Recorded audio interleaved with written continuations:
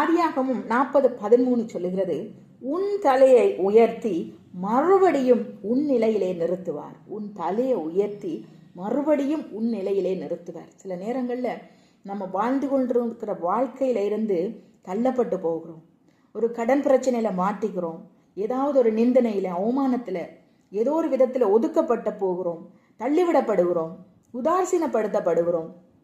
அப்போ நம்ம நினச்சி கவலைப்படுறது, நான் ஒரு காலத்தில் எப்படி இருந்தேன், நான் ஒரு காலத்தில் நான் எப்படி வாழ்ந்தேன், நான் நல்லா இருந்தேன், நான் நல்லா இருக்கும்போது எல்லாரும் என்னை தேடி வந்தாங்க, எல்லாரும் என்னோட நட்பு பாராட்ட விரும்பினாங்க, உறவுகள் எல்லாம் என்னை சேர்த்து கொண்டாங்க, என்னைய சந்தோஷமாக அவங்க கூட அவர்களுடைய காரியங்களை பகிர்ந்து கொண்டாங்க, அவர்களுடைய வீட்டு விசேஷங்களுக்கு என்னை அதிகப்படியாக என்னைய விரும்பி வருந்தி அழைத்தாங்க. ஆனால் இப்போ என்னுடைய நிலை தான் மாறி இருக்கிறதுனால என்னை ஒதுக்கி வைக்கிறாங்க, என்னை உதாசீனப்படுத்துறாங்க, என்னை பார்த்தாலும் பார்க்காம போயிடுறாங்க.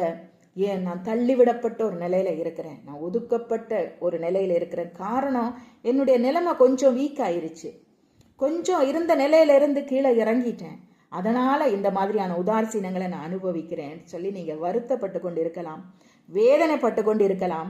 மனிதர்கள் வேணும்னா உங்க நிலைமைகளை பார்த்து, உங்களுடைய சூழ்நிலை பார்த்து, உங்க கையில் இருக்கிற பணம் பொருளை பார்த்து தள்ளி வச்சு வேடிக்கை பார்க்கலாம். ஆனா ஏசப்பா ஒரு நாளும் உங்களை அப்படி தள்ளி வச்சு வேடிக்கை பார்க்க மாட்டாரு. அவர் உங்களுடைய இருதயத்தை மாத்திரம்தான் பார்க்கிறார். என் மகன் அப்படி என்ற ஒரு இருதயத்தை மட்டும்தான் அவர் பார்க்கிறாரு.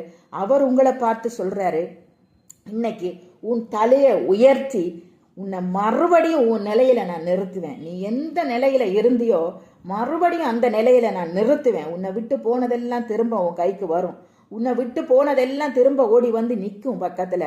ஹல்லேலூயா. அப்ப நீ தான் நிதானிச்சு அறிந்து கொள்ளணும். நீ இல்லாம இருந்த நேரத்துல யாரெல்லாம் கூட நின்னாங்க, யாரெல்லாம் உதாசீனப்படுத்தினாங்கன்றத சோதித்து அறிந்து யார் கூட இருக்கணும், யார் கூட பழகணும், யார் கூட பழகக்கூடாது, நான் என்ன செய்யணும், என்ன செய்யக்கூடாதுன்றத நிதானித்து அறிந்து கர்த்தர் உயர்த்தி வைக்கிற அந்த நிலையில மறுபடியும் எப்படி அந்த வாழ்க்கையை கட்டுவது என்பதை நம்ம யோசித்து ஆராய்ந்து அறிந்து அந்த வாழ்க்கையை நம்ம வாழும்போது நிச்சயமாக என்னுடைய வாழ்க்கை சந்தோஷமா இருக்கும். கர்த்தர் உங்கள் தலையை உயர்த்துவார். உங்களுடைய வாழ்க்கைகள்ல இழந்து போன எல்லாவற்றையும் மறுபடியும் மீட்டு கொள்ளும்படியாய், அந்த ஆசீர்வாதங்களை சுதந்திரிக்கும்படியாய், விட்டதை பிடிக்கும்படியாய் கர்த்தர் உங்க கூட இருப்பார். அவர் உங்க தலையை உயர்த்துவார். மறுபடியும் உங்க ஸ்தானத்திலே அவர் உங்களை ராஜகுமாரனாக, ராஜகுமாரத்தியாக கொண்டு நிறுத்துவார். நீங்க கவலைப்படாதீங்க. இப்ப இருக்கிற சூழ்நிலையை பார்த்து இதுதான் என் நிலைமைன்னு சொல்லி நீங்க ஜட்ஜ் பண்ணாதீங்க. உங்க நிலையை ஜட்ஜ் பண்றது இயேசு கிறிஸ்து மாத்திரம்தான். நீங்களோ நானோ மற்றவர்களோ அல்ல. உங்களை